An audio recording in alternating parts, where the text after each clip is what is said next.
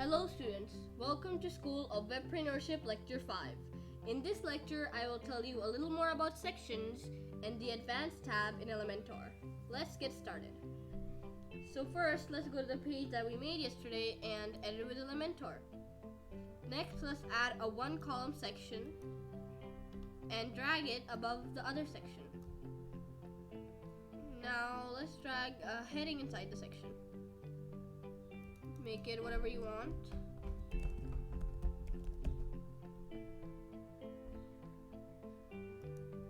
And align it to the center. Now let's edit the section.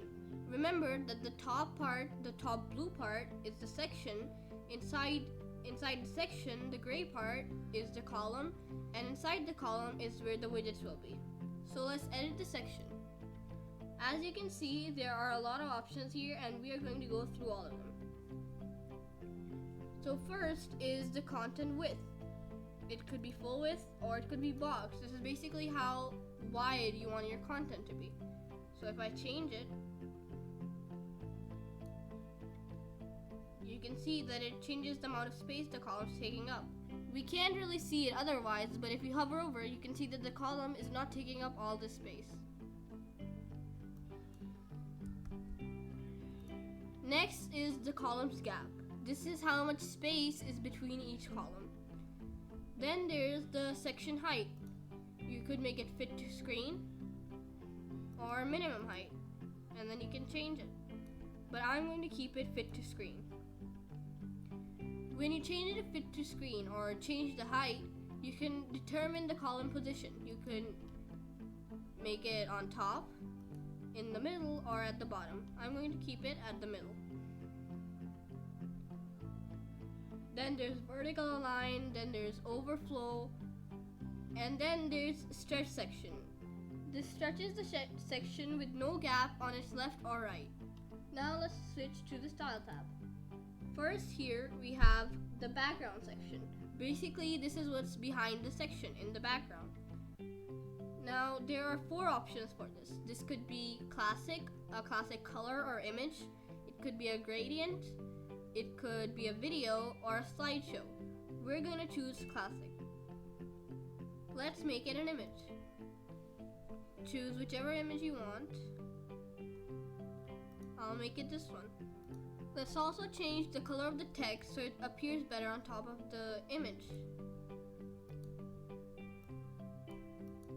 Back to the section. So for the options, there is the position of the background image.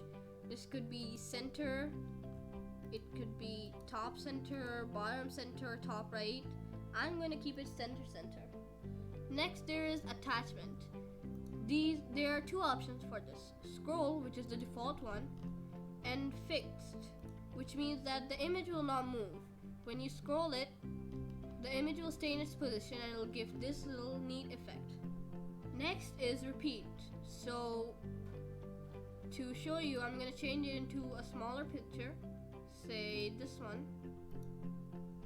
And as you can see, by default, it repeats from all the directions. You can change it to repeat X, repeat Y, or not repeat at all. We want it to be no repeat. Let's change it back to the old image. Next, there is the size. The size could be auto, cover, contain, or custom. I'm going to keep it cover. Now let's go to the next section of the style tab, which is background overlay, which is basically putting something on top of the background, which is usually a color or image, to fade it out and make the widgets on top appear better. So as you can see, right now our text is just a little bit hard to read. Let's choose classic. Make the color whatever you want. I'm going to choose a dark bluish color. As you can see, it's appearing on top and making it look better. You can also change the opacity. Make it darker or lighter. You can also change the hover background overlay. So if someone hovers over the section, it's different. but I'm going to keep it just like this. Moving on to the next section, we have border. Now we've already seen this before in the image. As you can see, it's basically the same thing, but it's on the section. Then there's shape divider. This is a pretty interesting one. You can add stuff on the bottom or top like mountains, arrows, and so on. This is to add like a little shape when going down or up to a different section. I'm going to keep the top none, but change it for the bottom. I'm going to make it mountains. You can make it whatever you want. That's it for editing sections. Now I'm going to tell you about the advanced tab. Let's go to the advanced tab. Here you can see there is margin and padding. So what are these two? To show that to you, I'm going to add a new section and drag in two headings in both the columns. Now I'll make the background of the section red,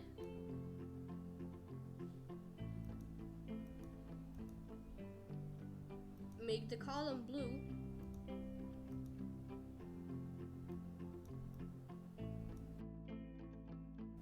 and the other column green.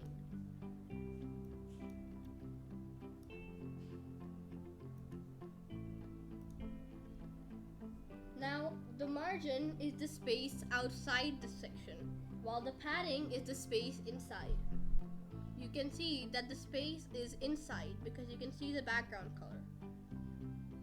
And if I change the margin, it'll just give space on top and bottom that nobody can take up, but it's not inside the section, it's outside.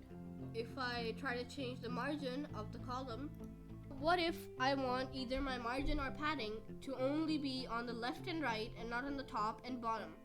As you can see, whenever I increase one, it increases all of them. That's because they're all linked. All you need to do is unlink them, then change from whichever side you want, and there you go.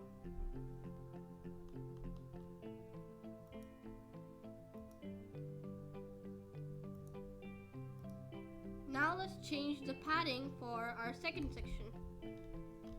This one. So go to the advanced tab. I want it to be 10 on the top and bottom and 100 on the left and right.